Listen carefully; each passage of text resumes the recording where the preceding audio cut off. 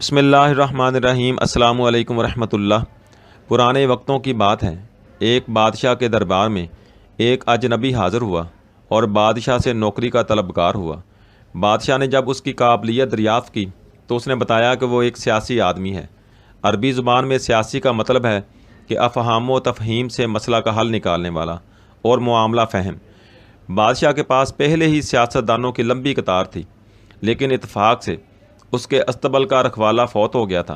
चुनाचे बादशाह ने उसे अपने ख़ास अस्तबल का रखवाला बना लिया। कुछ दिन बाद बादशाह ने उस शख्स से अपने सबसे अजीज़ घोड़े के बारे में दरियाफ़्त किया तो उसने कहा, यह घोड़ा नस्ली नहीं है।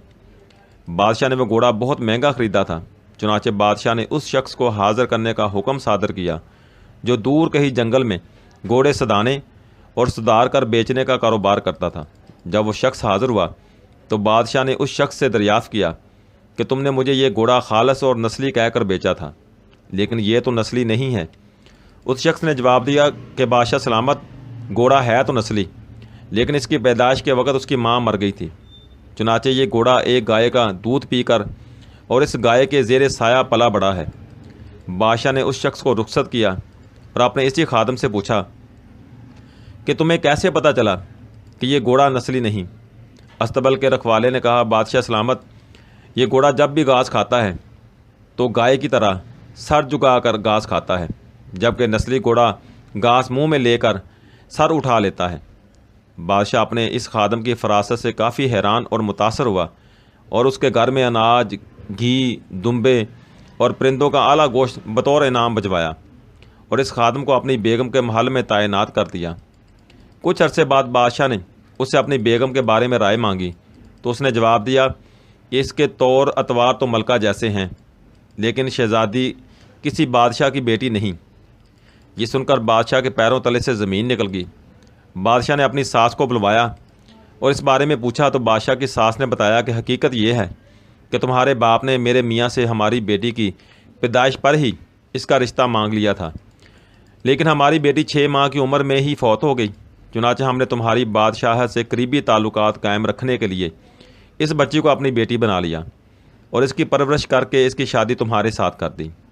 बाद में बादशाह ने अपने खादम से पूछा कि तुम्हें कैसे पता चला कि मेरी बीवी शहज़ादी नहीं है। उसने कहा कि उसका सलूक खादमों के साथ ठीक नहीं और बादशाह इस तरह नहीं करते।